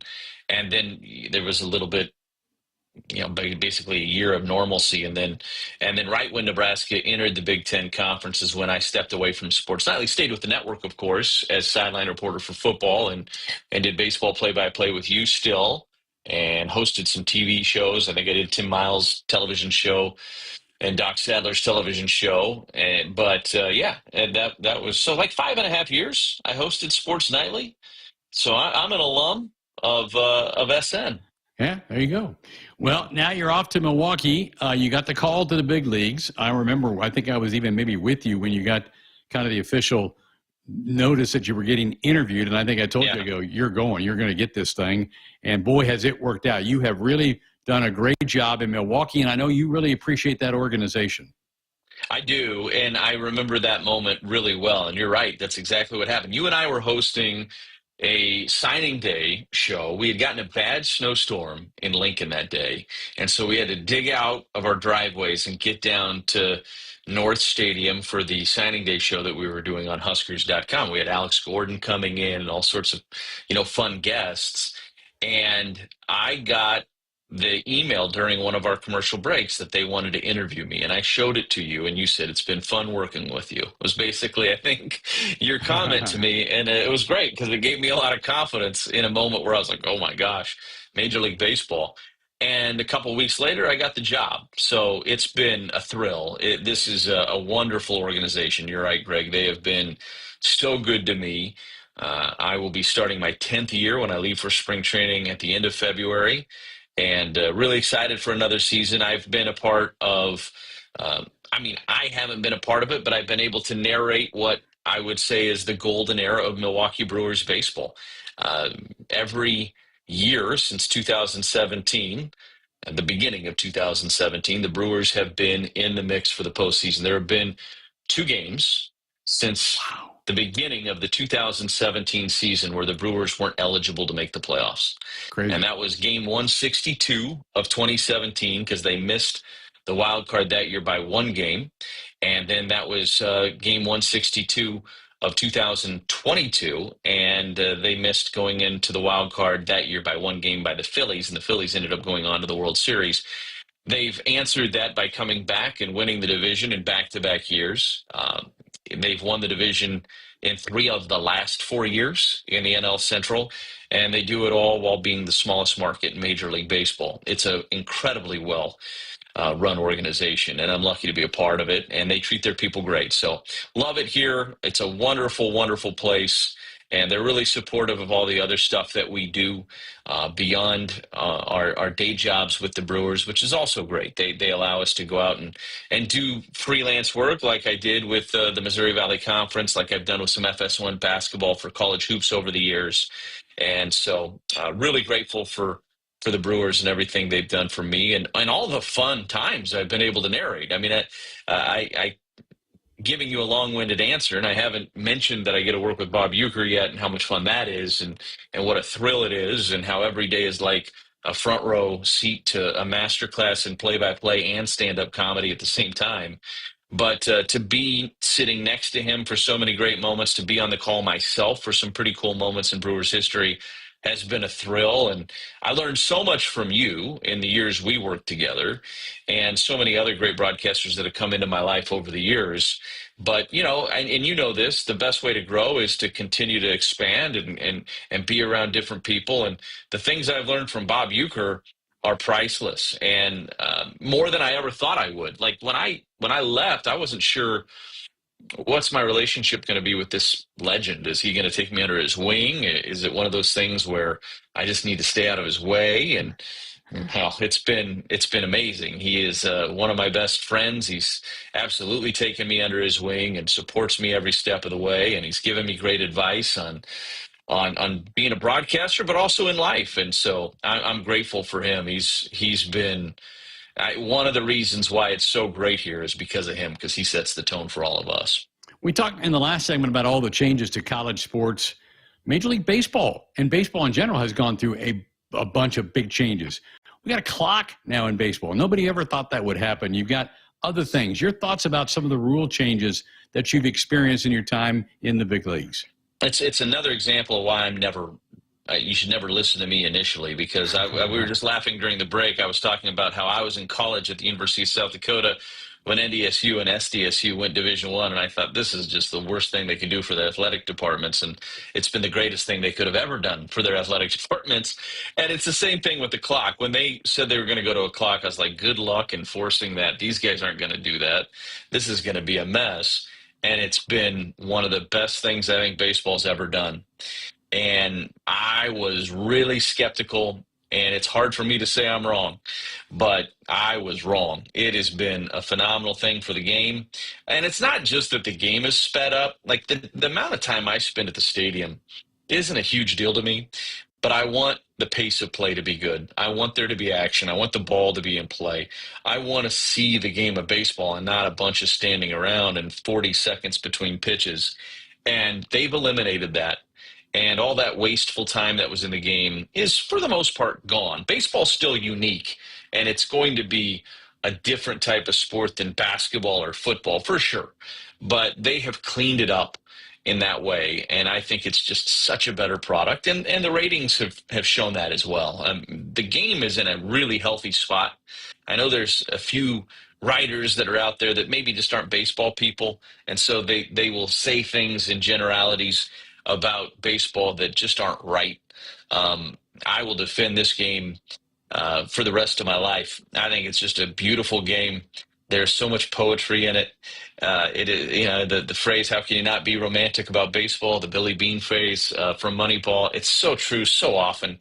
It's wonderful. But I think one of their biggest issues was pace of play, and I think they've fixed it in a big way, and it's been great. And the larger bases, Greg, I don't know if they're a direct result of or they've directly impacted the increase in running, but I think more stolen bases in the game is good for the game too. It's just more exciting to see guys moving on the base paths. And so the lack of pickoff moves, capping that, I think helps too. But a little bit more athleticism in the game as a result of some of these changes, and I think that's been ultimately good for the game. They are talking about letting you pick a guy come to bat at any situation. I don't know that I like that. I'm not sure I'm on board for that. That, all right, you got 2 on and you can go grab Shohei Ohtani and go, all right, we're putting you in here at the bat, right? I don't know that I'm a fan of that. I hope they don't go that direction. But I was wrong on the other ones too. So yeah, I've been wrong on all these, so I know what you mean. Yeah, I would be with you. I don't think that's something that the baseball purist in me is like, no way. Dave Roberts probably doesn't want that to happen because how does he pick who his batter is? I mean, am I going to pick Mookie? Am I going to pick Freddie Freeman? Am I going to pick Shohei? Probably pick Shohei, I suppose. But yeah, I don't know that I think that is the way to do it. I think for me, if I was giving advice to the commissioner into baseball, and nobody's asking for my opinion, but you apparently are, I would say you've made these changes. They were pretty shocking and big changes to the sport. Let it sit for a little bit. Yeah, I think everybody's pretty good with where the game's at right now. Let's enjoy this. Let's have some stability within what we've changed, and let's let it really kind of grow some roots. That's what I would say. I know they're talking about, automated strike zone, an ABS system, automatic balls and strikes with a challenge system maybe. I think we'll probably get to that eventually. I don't think the technology is all the way where they want it to be yet to bring it to the big leagues. I think that's the next big change that'll happen. And I don't think it's next year. They're going to toy with it, I think, a little bit in spring training. But I think they're still a little ways away from doing that at the big league level. But I think that's probably the next big thing that's coming to baseball from a rule standpoint.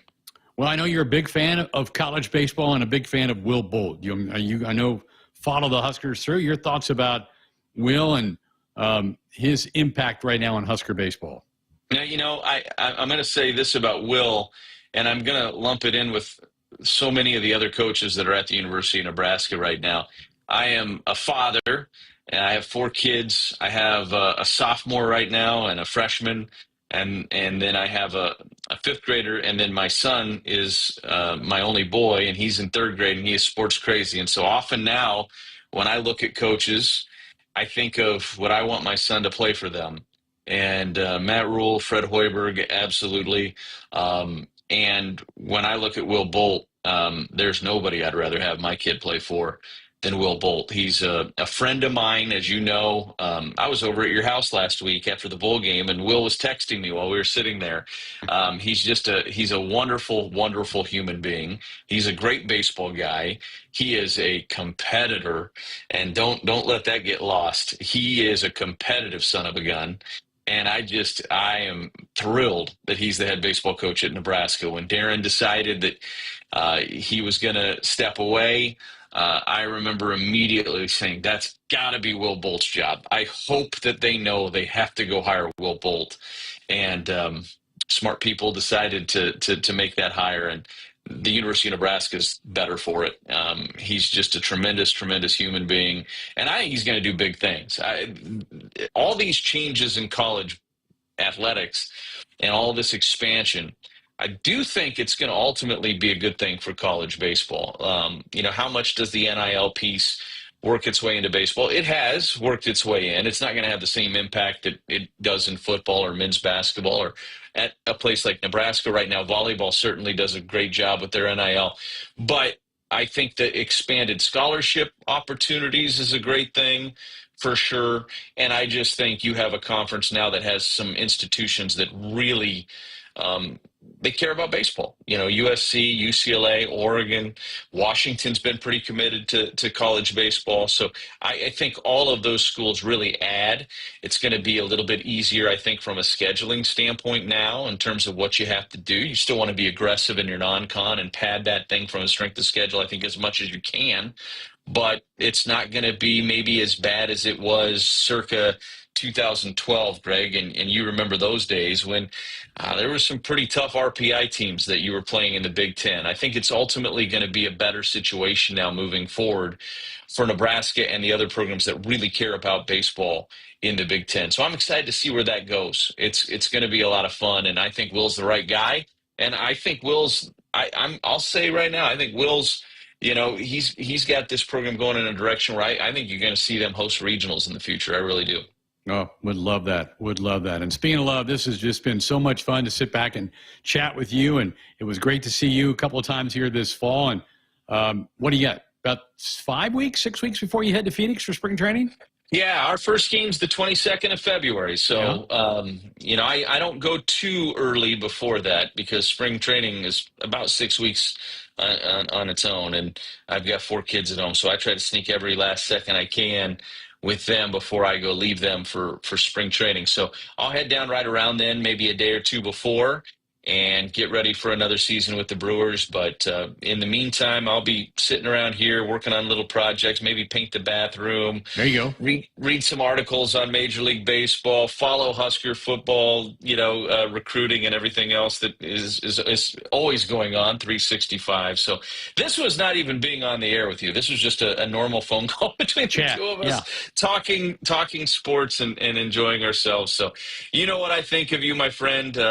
You mean the world to me, and it has been just an absolute honor that I could be around the program and try to help you out this fall. It meant a lot to me to be able to do it, and meant a lot to me to be able to come on with you tonight. You are the best, and you have supported me so much over the course of my career. I came and saw you last Sunday. I came back with the Huskers after the Pinstripe Bowl, and I came back to see you in Lincoln, and you answered the door, and you had a Brewers pullover on. Yep. And I didn't even surprise me because throughout all these years that I've been gone, when you call me, you always come into my world. You would call me and say, hey, Brewers have won 3 in a row. You guys are playing well. Or, hey, you guys need a win. You dropped a couple. You always knew how my team was doing. You always knew what was going on in my world. And that might not seem like a lot, but it's always meant a lot to me. It's always told me a lot about our friendship and your support for me. So you mean the world to me, my man. Thank you. Appreciate it, Lane. Thank you so much. Enjoy the rest of your downtime. You do the same. Thank you. Lane Grindle joining us here on Sports Nightly. We've got more coming up next. There's something to be said for American-made, but at Monolith, we're helping create Nebraska-made. From here in Nebraska, we're producing low-emission carbon black for tires across North America. Soon we'll be providing farmers with locally made fertilizer to reduce our reliance on foreign imports. We're investing hundreds of millions in our multiple Nebraska facilities and employing Nebraskans in high-paying jobs that support families and communities. Monolith, Nebraska-made. They say consistency is the key to success. They weren't wrong. So how about grabbing a beer that's consistently smooth, consistently refreshing, and consistently light? You might just find that the road to success can be pretty enjoyable. Michelob Ultra, the perfect balance of taste and refreshment, and only 2.6 carbs and 95 calories. It's only worth it if you enjoy it. Enjoy responsibly. Anheuser-Busch Michelob Ultra Light Beer, St. Louis, Missouri. Hit us up on the text line. Text 402-413-2400 with your Husker thoughts.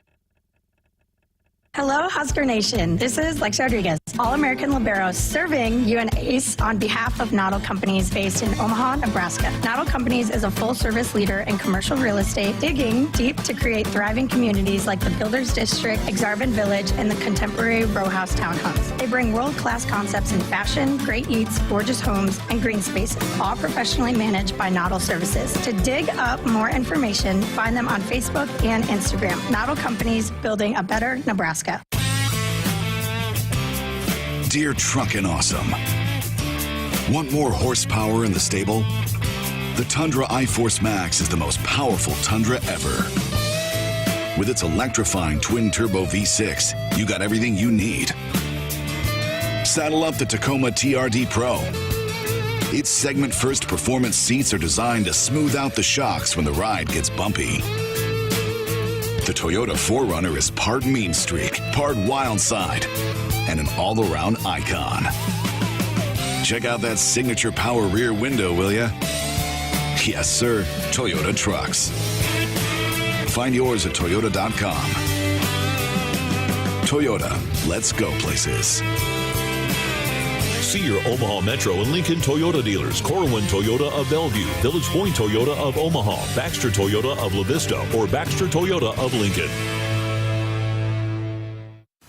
Preparation is the key to success on game day.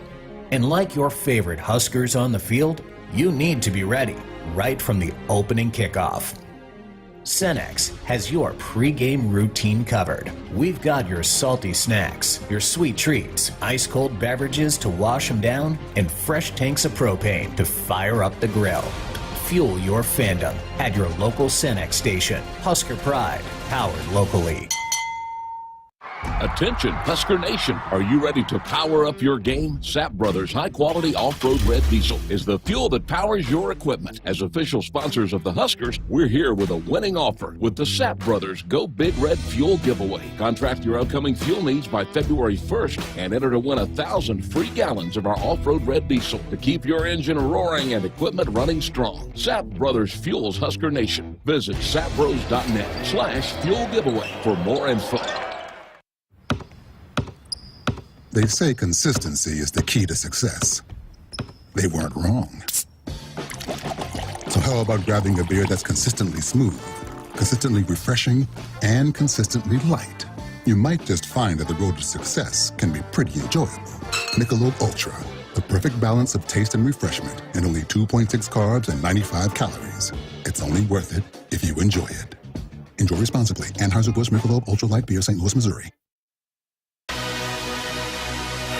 Welcome back inside the Huskers Radio Network Broadcast Center. You know it. It is sponsored by Akrs, the Midwest premier John Deere dealer, supplying the equipment and service to advance agriculture and much more. Akrs solutions for every field. Well, don't like weekends where you don't have men's or women's basketball at home. They're both on the road, as we've talked about throughout the program tonight. But Husker wrestling will be at home tomorrow. Big matchup against number 4 Minnesota at the Devaney Center. Starts at 3:30. BTN will have the television broadcast of this tomorrow. Huskers coming off of a tough weekend. They went over to Northern Iowa, and they were ranked 10th in the country, and they kind of put it to the Huskers. So Nebraska dropped out of the top 5 with that dual loss to the Panthers last week, but a great opportunity here. This will be the first Big Ten matchup of the year for Nebraska, and Minnesota's good, number 4 in the country, and they are obviously anchored by their Olympian heavyweight wrestler Stevenson, who's back wrestling in college. So he will be a fun one to watch in the heavyweight division. He's one of the best in the country, probably will win a national championship in a couple months on the mat. Huskers still trying to find the right balance. They show their projected lineup. Got a couple of oars in the lineup. 125, Caleb Smith or Cale Larderson, both listed as oars. Blake Cushing, Brock Hardy, or at the 141. I would imagine Brock will be the guy that goes out on the mat at 141 for Nebraska. And then at 165, Bubba Wilson and Christopher Minto. Christopher, the redshirt freshman from Florida, has 12-1 on the year, but 0-1 in a dual meet. I would kind of assume Bubba gets the lean there, the senior from Manhattan, but we will see. And also Silas Allred, listed as an oar with Ethan De Leon. a young man, a redshirt freshman from Iowa, for Mark Manning's team. So that's the matchup tomorrow, 3:30, Devaney Center. You're not doing something, you will see a high-powered match between the Huskers and the Gophers for that one tomorrow. So you do have that happening there for Nebraska wrestling over the weekend. And obviously, if you're not heading out tomorrow, a lot of NFL football. You got some playoff action that's going to be going underway tomorrow. The NFL playoffs start with Wild Card Weekend, and it's always a fun time to get to a Wild Card Weekend cranked up, and the NFL will have some fun matchups. Weekend one, you got the Chargers and the Houston Texans in the first game tomorrow. Pittsburgh, Baltimore will play the night game. Then on Sunday, Denver at Buffalo at noon. 3:30 will be Green Bay and Philadelphia. Washington and Tampa Bay will play Sunday night. And that Rams-Vikings game, slated to be in Los Angeles because of those awful fires out there, has been moved to Phoenix. So they will play the Monday night matchup in Phoenix between the Vikings and the Rams. I think it's a bit of a break for the Vikings. You don't have to go into somebody's home stadium and play them on their home field. But sometime I love this weekend. Wild Card Weekend, NFL playoffs, tons of college basketball happening. Should be a lot of fun. All right, when we come back, we'll name our week's winners and losers. That's coming up next. They say consistency is the key to success. They weren't wrong. So how about grabbing a beer that's consistently smooth, consistently refreshing, and consistently light? You might just find that the road to success can be pretty enjoyable. Michelob Ultra, the perfect balance of taste and refreshment, and only 2.6 carbs and 95 calories. It's only worth it if you enjoy it. Enjoy responsibly. Anheuser-Busch Michelob Ultra Light Beer, St. Louis, Missouri. Hit us up on the text line. Text 402-413-2400 with your Husker thoughts. You expect your home to protect everything you love, but you don't expect the ways water is breaking down your crawl space and damaging your home. Musty smells, sagging floors, mold are just a few signs your crawl space is compromised. But there's one way to get answers to all your concerns: a free home inspection from Groundworks. We put water back in its place. Get your free inspection at groundworks.com. License number C142293. Husker fans, it's game day, and Pizza Hut's got your perfect play. Score the game day special for just $29.99. Get 2 medium 3-topping pizzas, 8 boneless wings, and 5 breadsticks. Enough to feed 8 hungry fans. Pizza, wings, breadsticks, and more. It's the ultimate lineup to fuel your game day. Check out the full menu online at pizzahut.com or in store. Because remember, no one out-pizzas the Hut.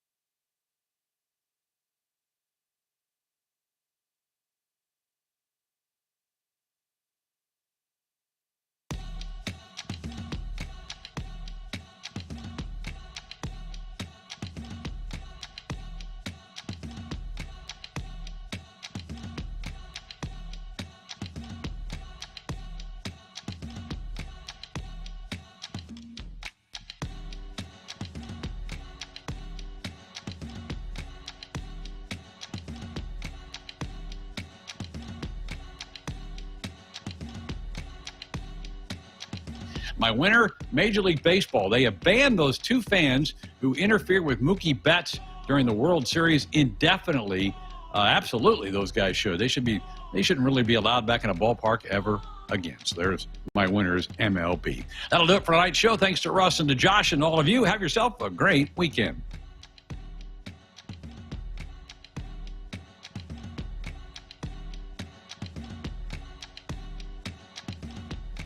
Hit us up on the text line. Text 402-413-2400 with your Husker thoughts.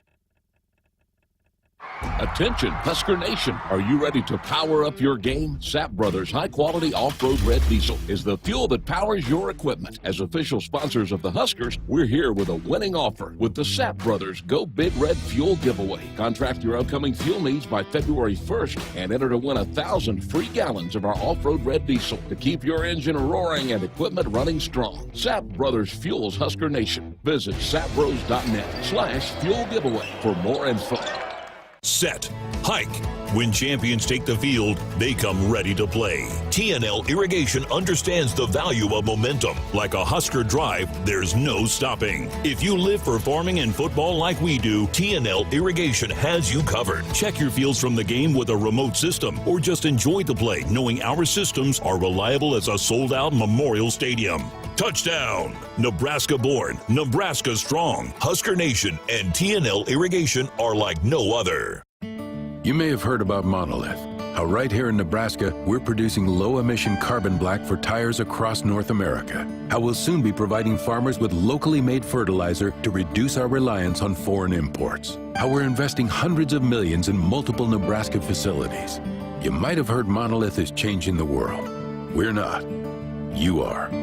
Along with many other Nebraskans in high-paying jobs that support families and communities. Monolith, Nebraska made. They say consistency is the key to success. They weren't wrong. So how about grabbing a beer that's consistently smooth, consistently refreshing, and consistently light? You might just find that the road to success can be pretty enjoyable. Michelob Ultra, the perfect balance of taste and refreshment, and only 2.6 carbs and 95 calories.